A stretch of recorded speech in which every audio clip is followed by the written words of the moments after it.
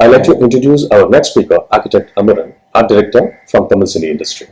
Architect Amaran is an Indian art director who works for the Tamil cine industry. His break occurred when he worked for the film Linga, which starred superstar Rajinikanth. He got a chance to work with the famous writer, director, and producer Maniratnam for the movie Kaatru, which released in the year 2017. Now let us proceed to Architect Amaran's presentation.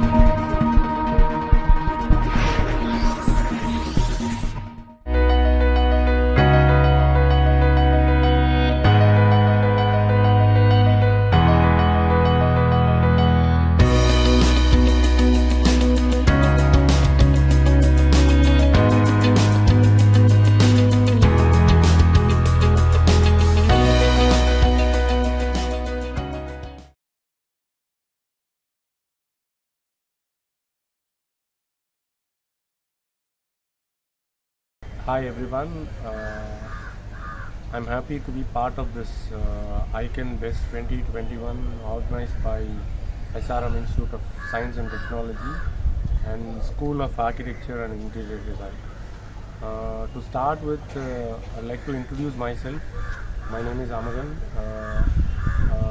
My career as of now, what I'm presently doing is I'm an art director, but my graduation is from architecture background. I'm totally from I did my bachelor in architecture. Then I did masters from IIT Bombay in Master of Design. My specialization was on visual communication. The thing was, though I'm from an architecture background, my shift towards film was out of my own passion.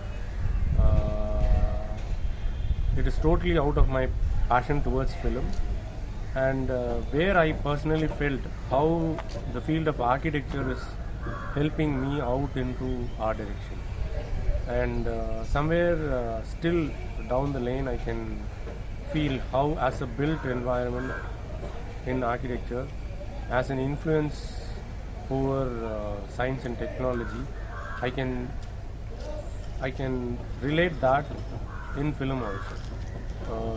To be very precise, I'm planning to say how technology has impacted on the built environment, not only in architecture. I'm trying to see how that technology has worked out in films, especially in art direction.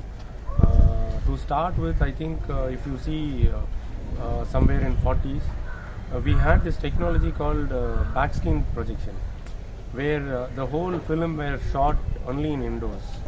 The thing is, the technology was very limited, that they were supposed to shoot indoors. Most of the shoot happened indoors, and we had, in case if you need to shoot something related with exterior, we need to do something called backscreen projections. And there are some technologies like what you call it as glass mat painting and all the stuff, which later has been used in this digital era also.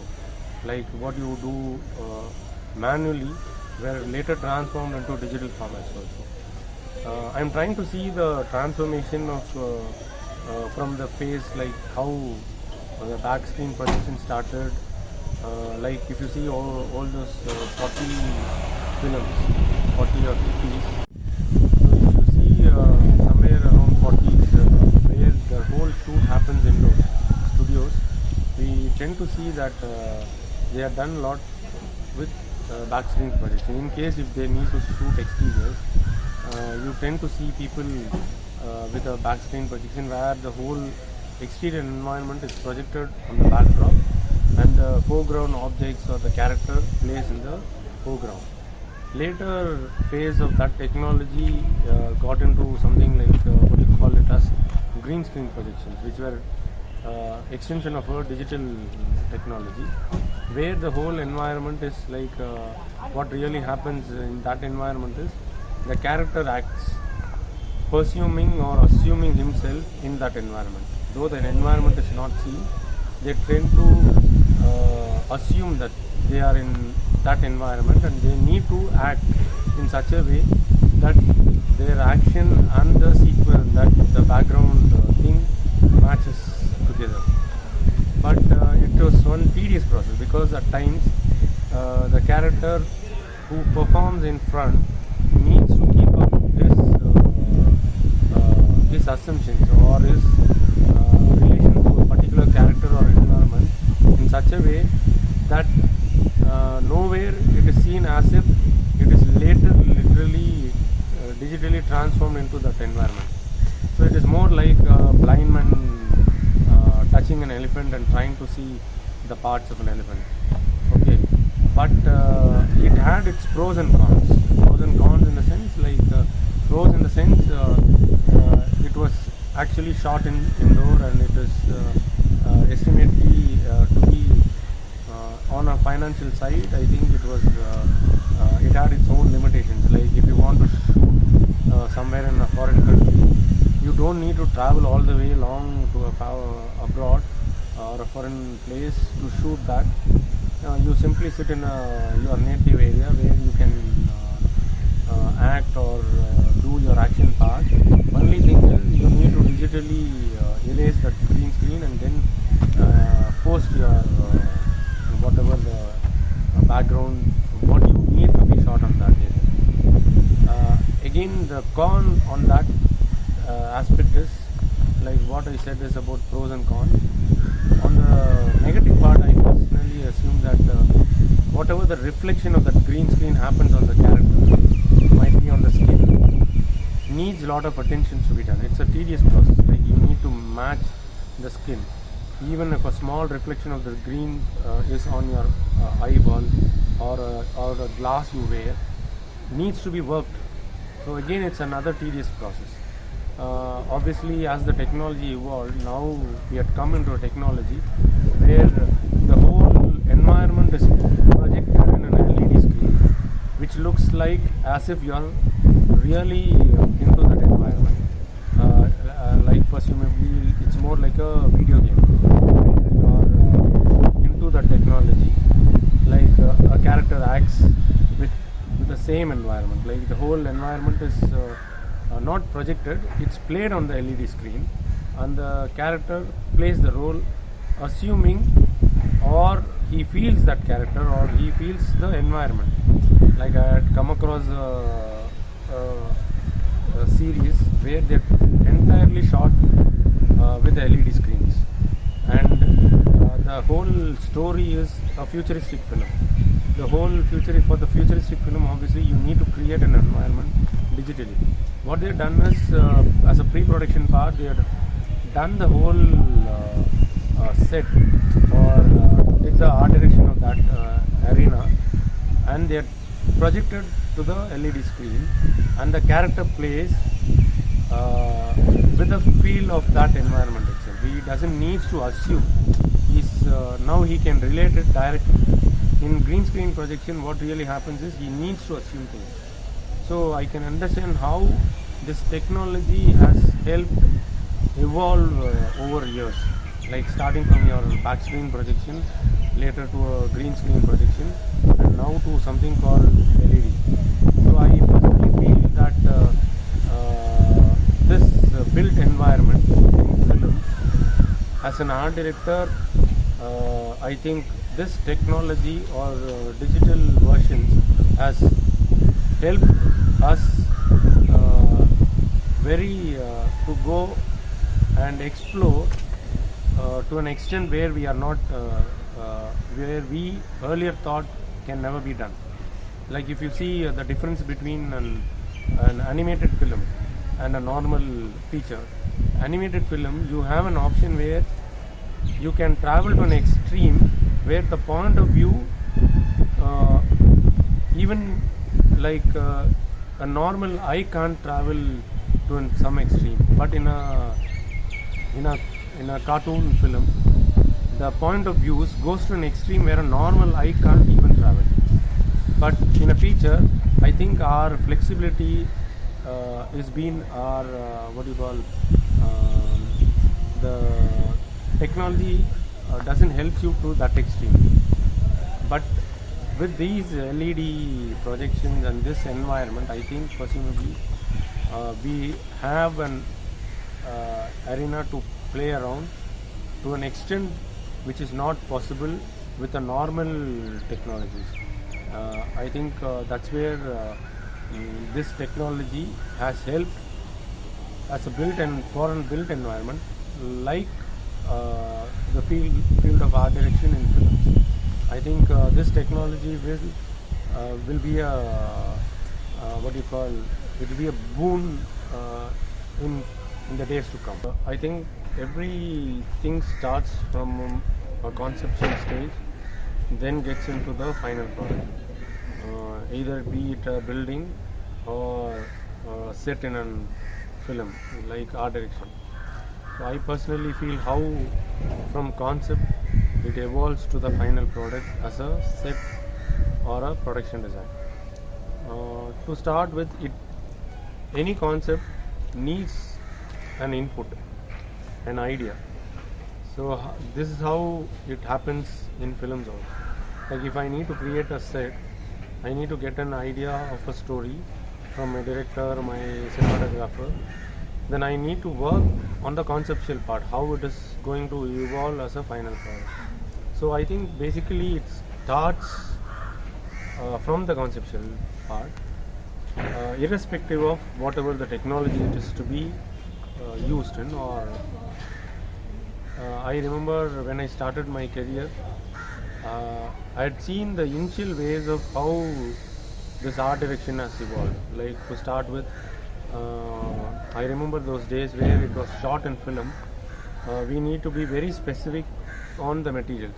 Like films had the possibility of capturing every smaller detail in the sense of texture or color, whatever it is. So it has to start from the conceptual stage. It is not just like that you give a final product and the film takes up everything. I think that the base has to be very stronger, either be it in architecture or in art direction. For me, when I came into art direction, I think when I started, I was just a novice in art direction, and I just wanted to learn how a set is being erected. So what I did was I went to set where it is being done from a conceptual sketch. Then I started interacting with the people, like the laborers who are working. It is not about just only conceptualization. Not every time your concept can just become a final product. Obviously, you need a lot of other people's effort. It's more like a teamwork. You need an effort where actually you need to understand the technology to make your concept happen. At times, you need to bring in new technologies or adopt new technologies to make your concept to a final product. Like I used to do sketches of a set, then finally when I take it to my person who is on the execution side, I need to understand what needs to be done. Like I remember there are days like I come up with very fantasy designs, and end of the day when I take it to my people on the execution side, I found a lot of difficulties in executing, especially some designs which are more organic. What really went is, that time I didn't have technologies in the sense like those days we never had plywoods which are more flexible. Like if I need to do something very organic, I need a material which can adapt to this organic form. So, and then over the years I came across there's another plywood called flexi plies, and later we came across what do you call it as foam boards and other stuff. Like the gradual evolution of these materials also helped our technologies to be very simpler.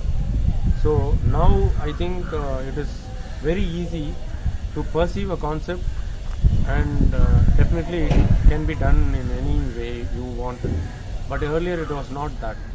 You need to develop a technology, or you need to have a technology for that to happen.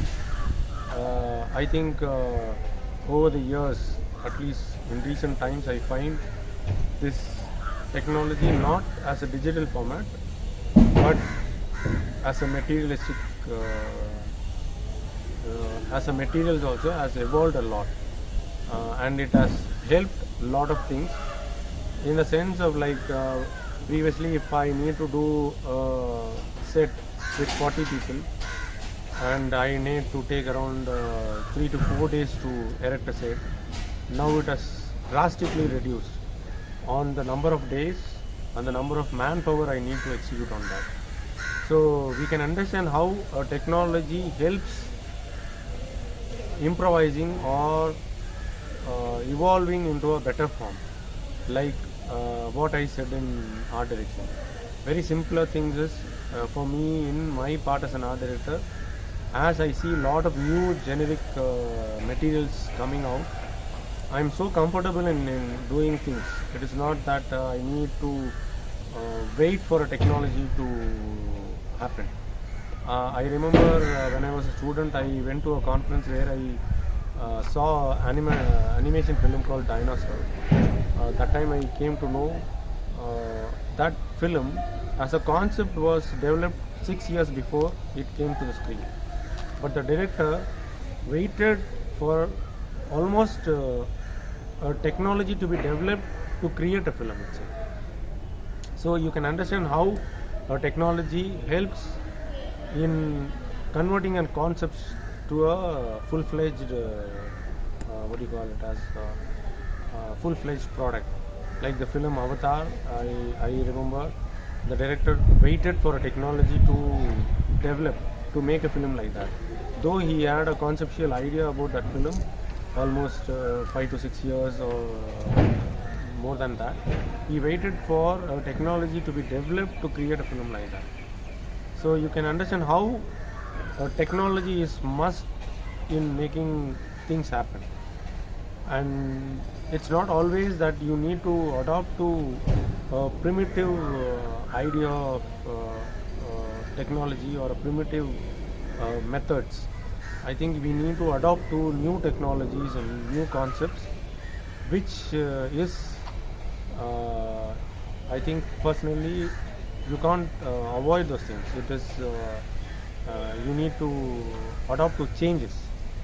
I think that adopting to changes will help us evolving as a better professionals in years to come. As a student of architecture or a professional art director and a production designer, I personally think every day is a new learning experience, and you need to adopt to learning things now and then. And it is not that you learn something new and you just forget your past. I think the past, which is the foundation, helps you in evolving you to a better professional.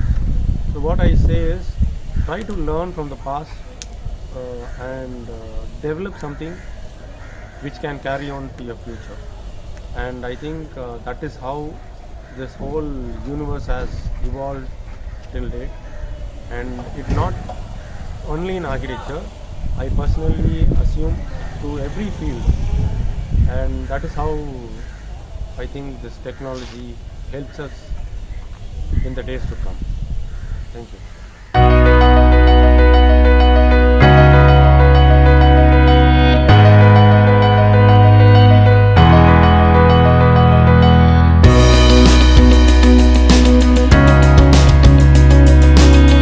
Thank you, Architect Amaran, for your inspiring presentation. I am certain that the presentation has amazed the audiences. Now we shall take a short break for our sponsor meeting. Regular cement takes 28 days to make an airstrip. This one just took 4. Yes, it is the technology of the future, brought to us today by Dalmia Cement.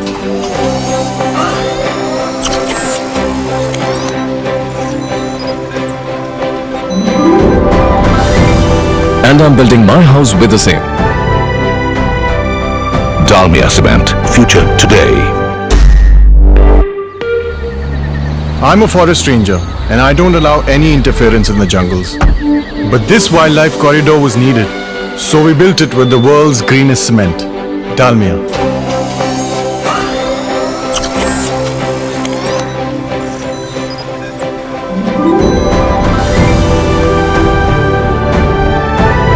And now I'm building my own house with the same. Dalmia Cement. Future today.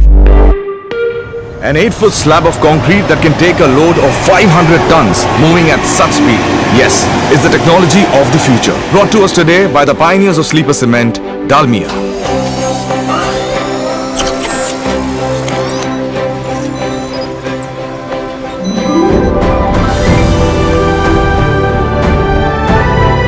And I'm building my house with the same. Dalmia Cement. Future today. Tech Decor. Concrete for durable aesthetic landscapes. Ultratech Decor is a patterned or imprinted concrete available in variety of shades and patterns. Benefits to the end consumer. First, available in unlimited designs, textures, patterns and colors. Thus the customer has a variety to choose from. Second, since the product is integrated with concrete itself, the life is about 3 to 5 times longer than the traditional solutions like pavers and tiles. Third, low maintenance cost as repeated repairs are not required. Fourth, it is manufactured by using UV-resistant color hardener which retains the true shades of the color for long. Fifth, along with good appearance, the product also gives skid and abrasion resistance, thus useful for application in areas of high traffic or areas where kids, elders, patients access frequently. Sixth, faster work as it enables speedy construction. Benefits to the applicator and technical influencer. First, enables speedy construction, so applicators can finish faster and take other projects. Second, low after-sales service as it has monolithic, which do not allow grass to grow through gaps. Third, contractor need not worry about performance as it is manufactured by using UV-resistant color. Let's learn about its application process. The concrete shall be laid on a properly prepared non-porous surface.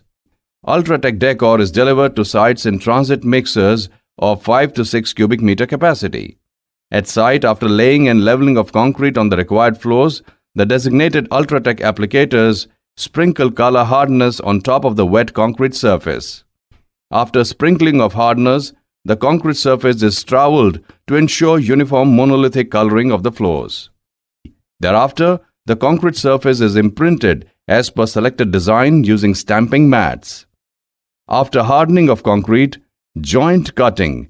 At appropriate interval after hardening of concrete, joints are cut at designated distances, and sealing is done to ensure crack-free and properly protected aesthetic Ultratech decor.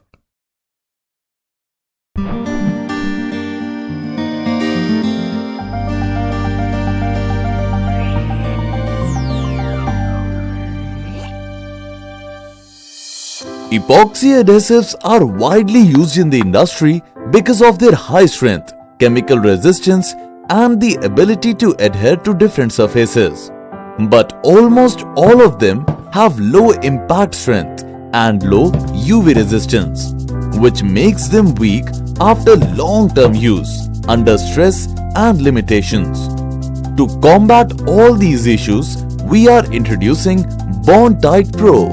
Bond-Tight Pro is a high-performance 2-component multi-use new generation epoxy adhesive system with room temperature curing.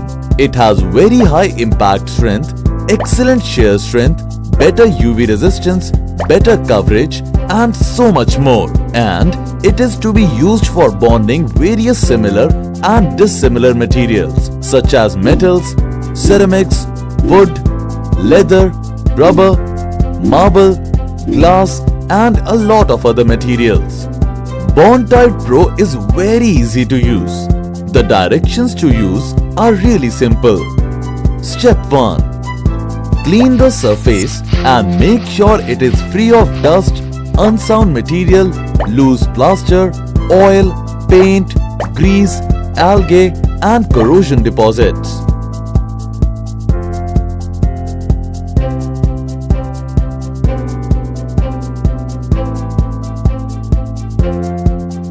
Step 2. Take equal quantity of part A and part B.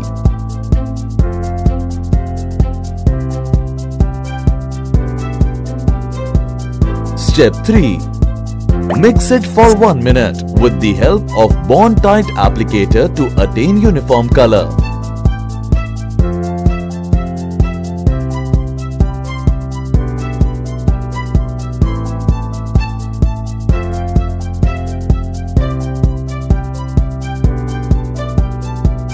Step 4.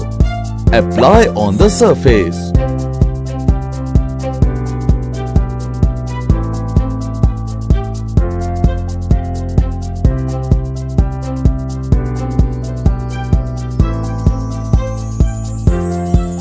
Step 5. Clamp or support the surface for 4 hours.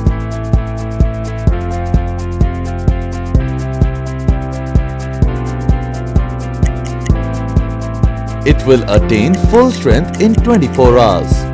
And that's all there is to it. You can use it for speakers, marble pasting, automobile repair, and hardwood handicraft. Bond-Tight Pro.